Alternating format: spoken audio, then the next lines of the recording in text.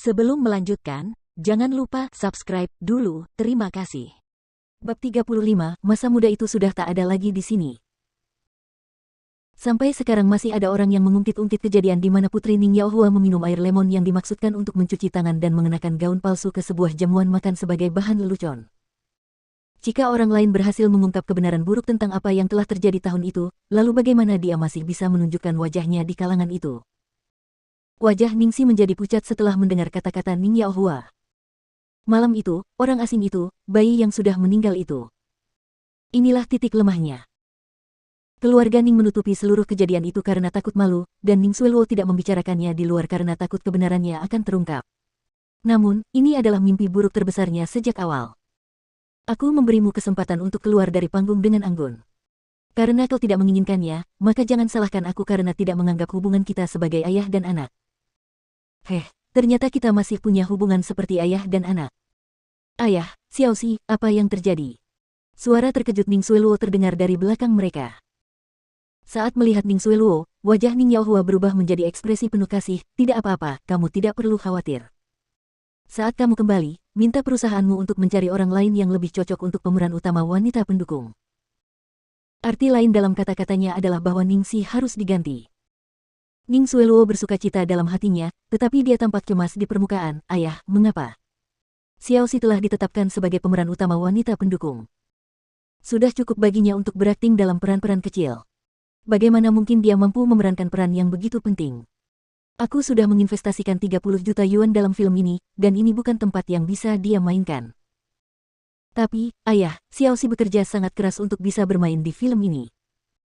Xueluo, kamu tidak perlu berbicara untuknya. Apa yang kukatakan sebelumnya? Aku sudah bilang padamu untuk tidak membantunya, tetapi kamu tidak mau mendengarkan. Kamu bahkan memujinya di depan wartawan. Apakah dia pantas mendapatkannya? Tapi, Xiaoxi adalah... Diamlah, kau tidak boleh menyebutkan hal semacam itu lagi. Aku sudah mengatakannya sebelumnya, kau adalah putriku satu-satunya. Ayah, jangan marah ya. Aku tidak akan melakukannya lagi, oke? Aku ada urusan lain nanti. Aku pergi dulu. Kalau kamu punya waktu, bantu aku membujuknya untuk berhenti bersikap keras kepala. Ning Yaohua menatap Ningsi dengan tatapan memperingatkan, lalu berbalik untuk pergi dengan ekspresi dingin. Setelah Ning Yaohua pergi, ekspresi sopan di wajah Ning Xueluo perlahan memudar saat dia berbicara dengan polos. Ningsi, kali ini bukan aku yang mencoba mempersulitmu. Aku ingin memberimu kesempatan, hanya saja. Ningsi tak kuasa menahan tawa.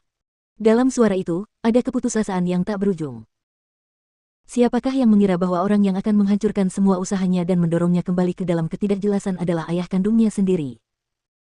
Dia telah menghabiskan begitu banyak upaya untuk mempersiapkan peran ini selama ini dan telah berjuang keras untuk mendapatkannya. Tetapi semua usahanya sia-sia. Ketika jamuan makan berakhir, waktu sudah menunjukkan pukul 11 malam. Tampaknya benar bahwa seseorang akan mudah mabuk jika suasana hatinya sedang buruk. Ningsi merasa dia belum minum banyak hari ini, tetapi dia mulai sempoyongan saat berdiri, dan pelipisnya mulai berdenyut nyeri. Tepat pada saat inilah dia melihat seseorang yang akan membuatnya merasa lebih buruk. Su Yan. Beberapa pemeran, terutama para wanita, sudah mulai berseru kaget saat melihat pendatang baru itu. Itu Tuan Muda Su. Tampan sekali. Dia 100 kali lebih tampan daripada rumor yang beredar. Dia pasti ada di sini untuk mengawal Ning Xueluo. Aku sangat iri padanya, karir aktingnya berjalan sangat baik, latar belakang keluarganya sangat baik, dan pacarnya sangat tampan. Dia benar-benar pemenang dalam hidup. Orang seperti ini sudah menang di garis start. Kita bahkan tidak punya hak untuk iri padanya. Ningsi berpegangan pada dinding, menatap dengan tatapan bodoh ke arah pria yang berjalan menuju Ning Xueluo selangkah demi selangkah. Keluarga Su telah berkembang cukup baik beberapa tahun ini. Status sosial Su Yan pun meningkat.